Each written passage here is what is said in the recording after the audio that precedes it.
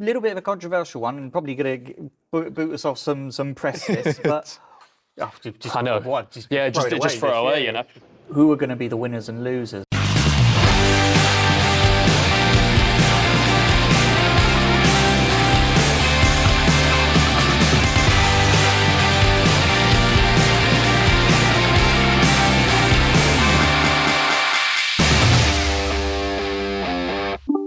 You're watching Max Talks, or are you?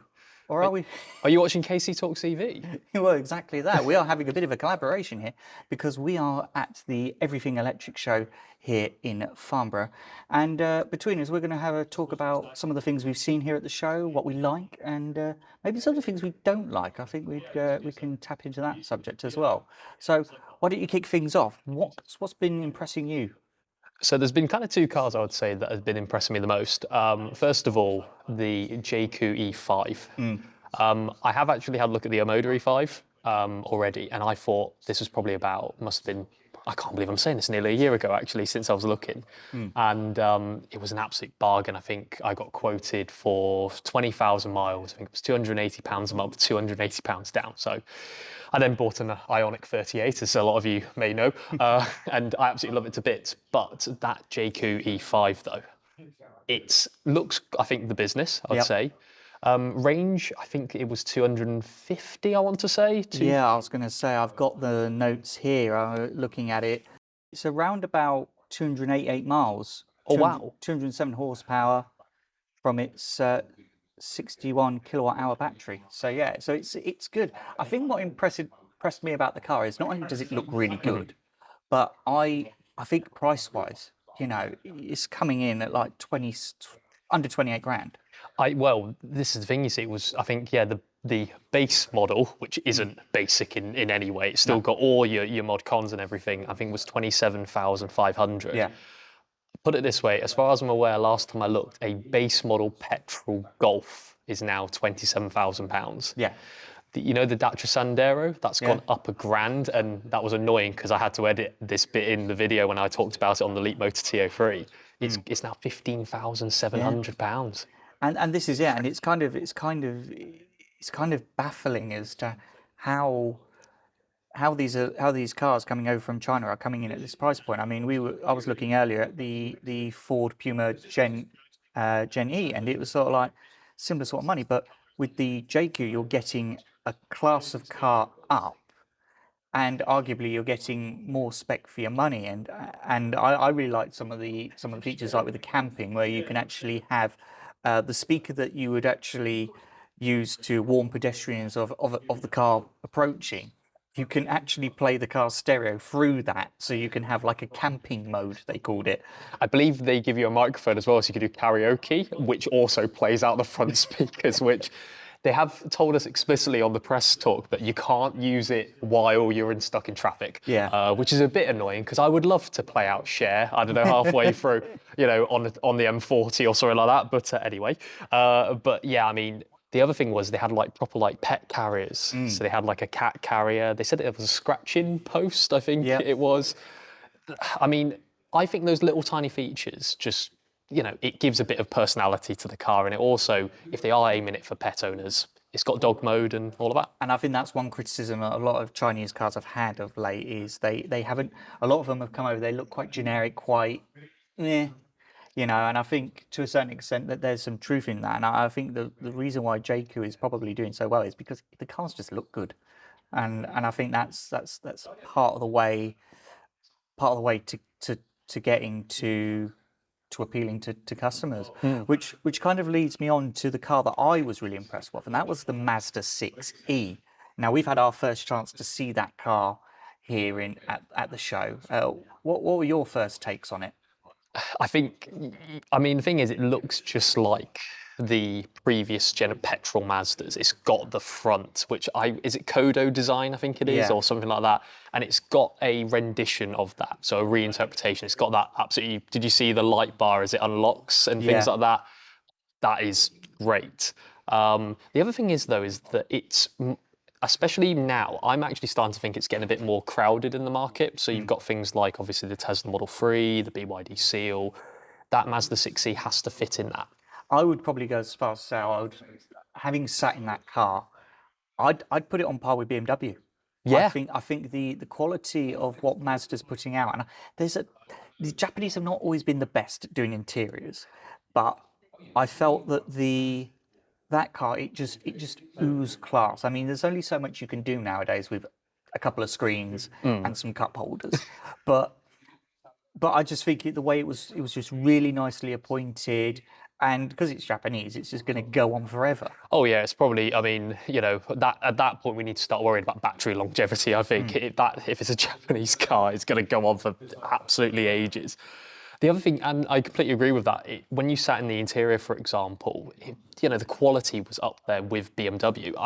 I would say though that I'm starting to think that sometimes BMW's quality has gone down rather than Mazda's quality has skyrocketed up. Yeah. I was in an iX1 at the British Motor Show, and if I'm quite honest, yeah, it was well appointed and everything. But is it well appointed for something from like a previous generation BMW where you had a lot more kind of, I'm pretty sure you had a lot more brushed metal and things like that. It was a lot Yeah. of plastic. Well, I think if you certainly look at, say, like some Mazdas of old, and we'll put up some footage of my 2008 Mazda MX-5. It is plastic fantastic in Yeah. there. It is built to a price, and you can see that. But I felt like sat in that Mazda, it's just like, you know, a car to me. It's got to be, I mean, I love a sports car as an X guy, but one thing I always say is a car has to be as good at 5 tenths as it is at 10 tenths. And sometimes you are just going to be sat in traffic, and you're just going to want to be, it's just a nice place to sit. And we were talking off camera, and we were sort of saying like electric cars now. Before there was a clear market leader in every segment, Yes. because there were few and far between. And now I think we're starting to converge products. We're getting similar kind of ranges, we're getting similar charge times, we're getting at similar price points. I feel like we're getting back to the point where people are buying cars they want, as opposed to what's necessarily going to be the absolute best bang for buck, because there was just so much disparity between the different products. I really agree with that actually because I'll put some footage over this bit here, but there's a section where it's just a line of cars essentially, and you've got every single different segment from every single different manufacturer. At this point in time, you are not choosing a car because it's electric, as we were saying off camera. You are choosing a car because you like it, you enjoy it, you need it for the practicality. You can do that now, especially with some manufacturers who basically have 3 different powertrains for the same vehicle. That obviously makes the choice a lot more straightforward. But again, we're now seeing real sort of a mix across every single market segment, from the little tiny super minis, which I think was neglected a little bit for the EV space, but now you've got obviously the Dolphin Surf and the TO3, which was here. Yeah, Dacia Spring. Dacia Spring, absolutely, and they've actually recently updated the power output on the Dacia Spring. And of course, if you want to find out all the details of that, you want to click up here in the top right hand corner, because I've done a video explaining all of that. Absolutely, we're seeing that from the Super Mini side, we're seeing from the B segment vehicles as well. You've got things like the Dolphin, for example. C segment, wait, is B segment Focus or C segment? So B segment is your Corsa kind of size Yeah. car. So you're thinking your E208s, E208, sorry. your Renault 5s, Ford Pumas. They're sort of like B segment. Then of course C segment, you're looking at Astra. Astra, Cooper Born, that sort of stuff. Yeah. But the fact that we can say these things, even 5-6 years ago, I would have gone, right, so you've got a choice of the Tesla Model S or the Renault Zoe. Yeah. If you wanted a small car, you had the Renault Zoe. If you wanted a big car, you had the Tesla Model S. And that was it, wasn't it? It was kind of like, I mean, I think Jack, when we were here this morning, he said to us, today you could drive 150 different models of car at this show. He said when we started this event, we didn't have 150 models for sale. Yeah, exactly. It's just a weird kind of thing where you can literally stare out, onto the pavilion area over there, and you have all sorts of different cars for every single possible person in that place. And yeah, sure, absolutely. I know that I do a lot of EV centric stuff, and I think some people say that you don't understand what the regular person wants. And I think, well, the regular person drives about 7,500 miles a year, on average, 150 miles a week. What more would you want? Do you want 300 miles of range? Do you want 400? And this is it. And Yeah. of course, if you can charge, I mean, I've come today, so the person you will have seen all my videos has been filming, Sarah. She's actually in that position now. She's had a cash car. It's done 147,000 miles, and it's decided it doesn't want to be a cash car anymore. So she's in the position where she's thinking, I need to change my car. I'm doing 12,000 miles a year, but 12,000 miles, when you actually break it down, it's 1,000 miles a month. It's, it's, over a 4 week period, it's, as I say, it's nothing at all. And if you could put a charger at home, you're going to be leaving with a full battery every day. Who's doing 200 plus miles in a day? You're going to feel pretty tired after that. I don't know about you. Well, I mean, I was about to say, I mean, yesterday I left work about 4 o'clock in the afternoon. I've just done 220 miles. And the fact is that I don't do that on a regular basis. And I know that some people do that on a regular basis. But even something like, I remember having a conversation with someone at one of our Yorkshire EV club meets who says, our engineers need to go from London to Scotland and back in a day. And I'm sort of thinking, no, they don't. How is that humanly possible? Well, it's what, London to Scotland, that's what, 8 hours? Yeah, London to, they Providing said, traffic's good? well, exactly. He said London to Edinburgh, that's 400 miles. And then do maybe an hour of work? Yeah. What kind of work? I don't know as an engineer. Even if you stopped in charge, because let's be honest, your bladder's not going to go that far. No. You stop, you have some lunch, and all of a sudden, we're getting like 10 to 80% in half an hour. So you're going to be topping back up again. And I think, if it's really that bad, go buy BMW iX3. Yeah. And the thing is that I'm not suggesting in any way that every single person go EV. There are some limitations with it. For example, absolutely, if you haven't got off-street parking, but I will definitely say that I was on a panel for charging, and we were talking about lamppost charging and things like that. That's going to be the game changer, I think, because being able to turn every single usable lamppost into a charger will massively increase the infrastructure. But going back to it, there are some challenges. But I do see people with driveways and 3 cars on the driveway, and they are all petrol. How much mileage are they realistically doing in all 3 of those cars? Probably about the national average. Yeah. I think at this point, especially at places like Everything Electric, you can go and have a look at 100, as you say, 150 or 100 different car models. In one place. In one place. I mean, if you try and do that through dealerships, you're going to be spending weeks, aren't you? They probably won't even let you look at one, let alone 100, to be honest. Yeah. So moving on from that, then there's obviously going to be some new dealers popping up, particularly with the brand Geely. Now they're here with their new EX5 in max trim, which, as I said in my video, automatically wins it brownie points because, of course, naming it after me. It's the same with anything. You want to make something better, just call it max. Exactly, And so, what's your take on the car? Well, the EX5, I'm a bit torn about this because absolutely, if I'm honest with you, even though I have reviewed a lot of SUVs on my channel, and don't get me wrong, people appreciate that, and I certainly appreciate that as well. The fact is that I just love the fact that things like hatchbacks and saloons have come back into the market, and estates have come back into the EV market. From my perspective, my kind of main worry was where does it fit in, because Geely, as you know, is the parent company of Volvo, Polestar and Lotus. Yeah. And I was kind of wondering, surely bringing that car into the UK, the EX5, which is pretty similar in size, I think, to the EX40, I think it is. I was kind of thinking, at what point is it diluting it too much, or is it actually targeting a different market? But what are your thoughts on it? I thought it was a little bit sort of run of the mill. I think, again, it's that kind of somewhat generic styling, but I was really impressed with the interior on that car. I'll be curious to see how it looks with a darker trim, because I mean it just screamed like not suitable for families with that really bright interior. But I was really taken back by that. I think where Geely are going to perhaps do really well with it is the fact that they've got a lot of good people around them, but they've also got an established sort of space with the likes of Volvo, with Polestar, with Tesla.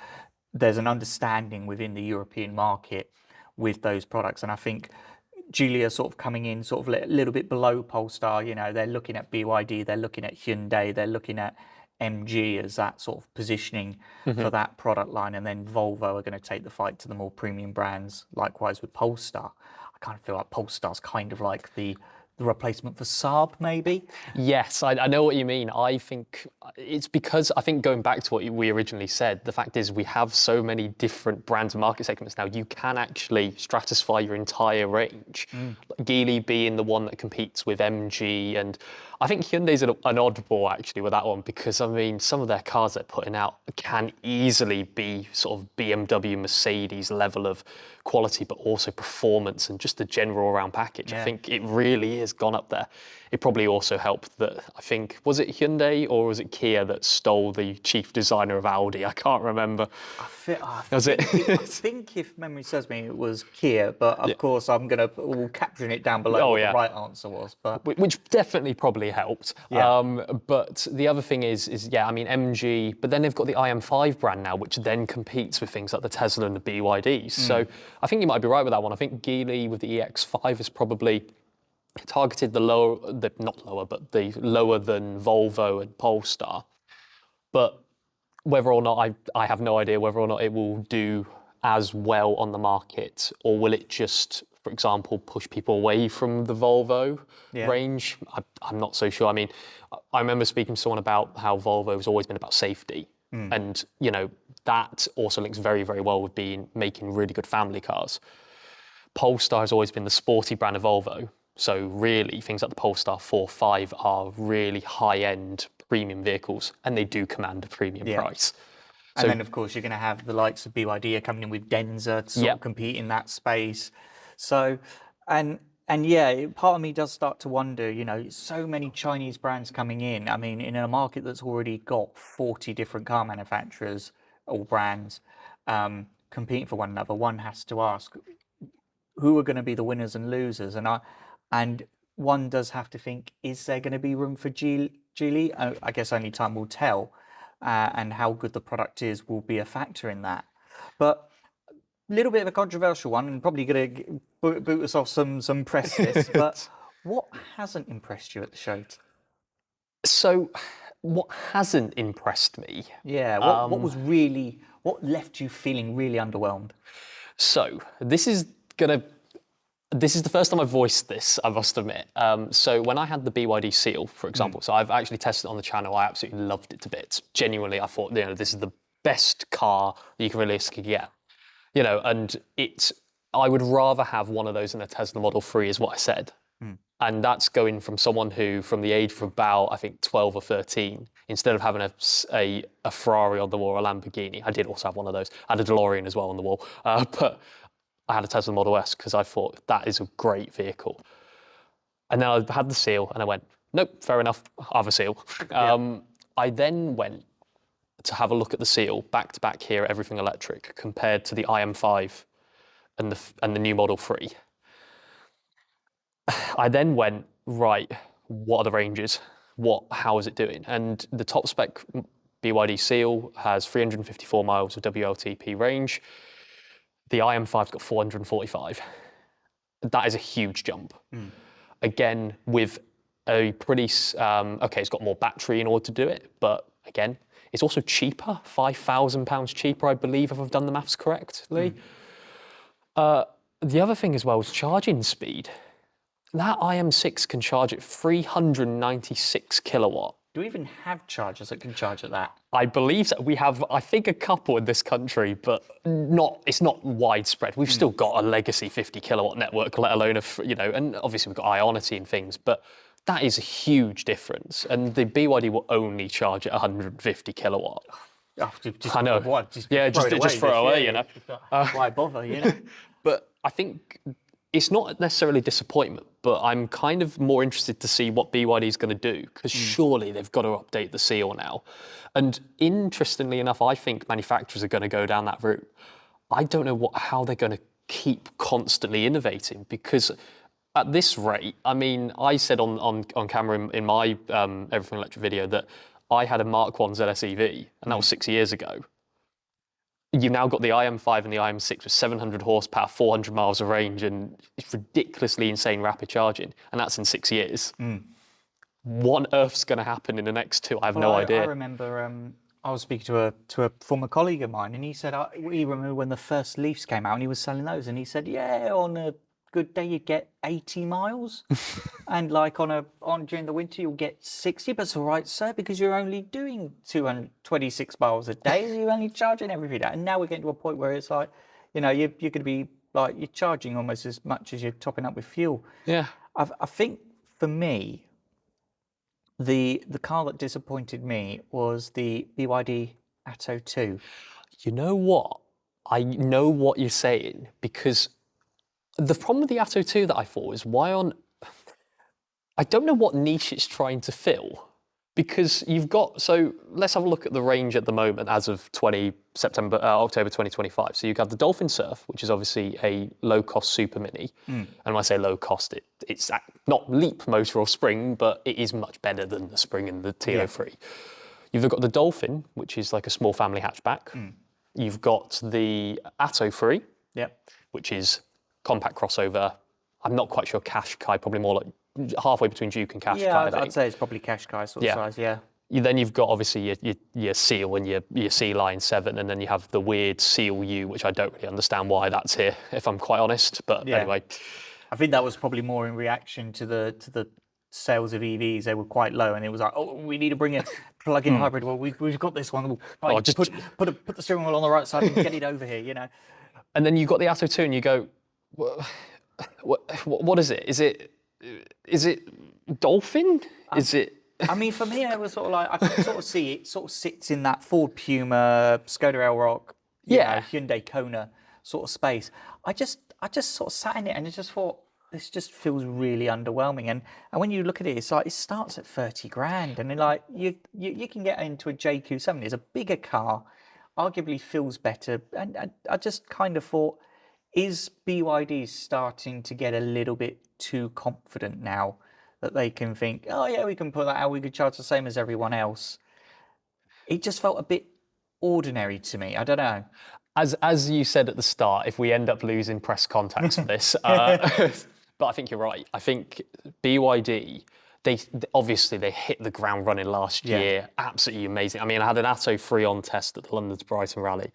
This makes me go, you know what, MG are worried. I honestly would then go, most European manufacturers should have been worried as well. Yeah. But in that short space of time, as you say, we've got Deepal, we've got because they had it was the SO7. SO7, Yeah, they had that, SO7. and of course they had it at the show up in Everything Electric London. Yes. Earlier in the year. And you've also got, again, Jaecoo's now actually brought out a much larger range with the E5, for example. And as you say, 30 grand for an Atto 2, I mean, that's a lot of money. Yeah, I think even in the sort of Chinese tables, I think there's better out there. Oh, yeah. Coming in at that price point. I'd be really curious to know how the Atto 2 looks on monthly payment, because it might be that it comes out really competitive. But when I'm looking at things like the Puma, you can get that sub 30 grand, and that's an established, known product. I mean, the Puma is best-selling car in Britain, so. Well, the thing is as well, I mean, I test drove the Puma at the motor show, and I thought it was great. I thought it had the magic of the Puma, which is ever so slightly sporty. Yeah. I'm still very, very annoyed that they never made a Fiesta electric car or replacement, because frankly speaking, I think they should have. Well, with a partnership with VW, that we may see an ID Polo based Fiesta, but it's kind of feels a little odd saying that, because the Polo and the Fiesta are always sort of like going at it, Exactly. head to head. So to know that then one of them is going to now be based on the other feels a little bit. Don't know how I feel about that, but I also found that weird that the new Transporter's based on the Transit Custom. Yeah. I kind of went, they were always head to head for years, and let's be honest, they were die-hard fans of both the Transit Custom and the Transporter, and yeah, now I guess, and the Ranger and the Amarok. yeah. So, I guess, it really has become. But then it's a case of, brands need to do this to be able to keep being able to put out those sort of products we like. I mean, there's even talk of like the next Mazda MX-5 is going to be a collaboration between Mazda and Toyota. So, I guess it's a necessary thing to do. But I think one area where the European brands have certainly got the Chinese covered is heritage. I mean, you just got to look at the Renault 5. you know, every show I go to, that car is absolutely swamped by people. It's just everybody wants to check it out and everybody loves it. For me, looking at it, it was the first car where I saw people go, you know what, that would be the car that would convert me to electrical. Or I wouldn't hear people saying, oh, it's great, but they should have done it with a petrol engine because, you know, you got Clio for that. But, you know, they just absolutely nailed that car. And I think that's where you know, technologically, could the Chinese bring something out better and cheaper? Well, maybe. I mean, you know, when I drove the Dolphin Surf, I said, you know, if you were comparing an entry level Surf, you know, it's coming in at around Dacia Spring money. I'd say it was a better car, but would I be saying that at the top end of the range against the Renault 5? Probably not. I still think the Renault 5 is that better car. And that's where I think the Europeans have got it. But I think we'll wrap this up because they're about to start doing, if you could probably see behind us, they're about to do the Zap Heap Challenge. And hopefully by the fact that that is in shot, that Robert Llewellyn isn't going to copyright strike this video.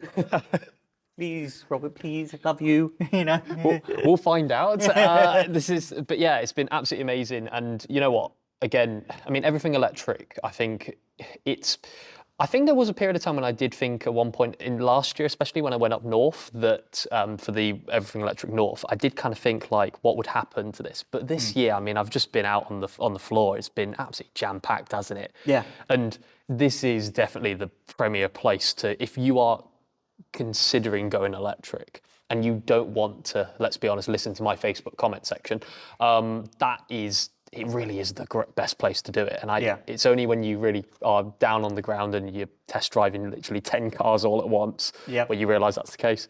Yeah, and I think even if you go to some places like, you know, even like your Paris and your Munichs of this world, I mean, a ticket to Munich, I think it was something like £400.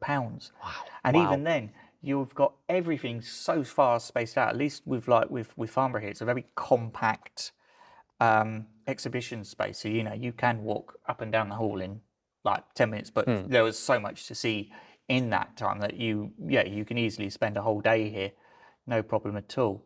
But I think we'll wrap it up before our viewers get bored. So, Kev, thank you for your time. No problem. And of course, if you've enjoyed this video, depending on whichever channel you're watching it on, then be sure to give it a like and also click subscribe so you can be kept up to date, whether it be EVs on Kev's channel or, well, pretty much literally everything on mine. So if you do like your combustion stuff, then I can look after you. Don't worry about that. But of course, we'd really like to know what you think of some of the cars we've talked about, and of course some of our opinions. If you disagree, sound off in the comments, and the angrier you get, the better, because we like a heated debate in our comment section. So yeah. So otherwise, I think we'll leave it there. Awesome. Thank you so much, Max. And as I said, yeah, I do watch Max's channel, so I will be keeping up to date with the the Dacia Spring video. So I'll watch that when I get back. So thank you very much. Yeah. And thanks, guys, for watching. We'll see you on the next one. See you on the next one.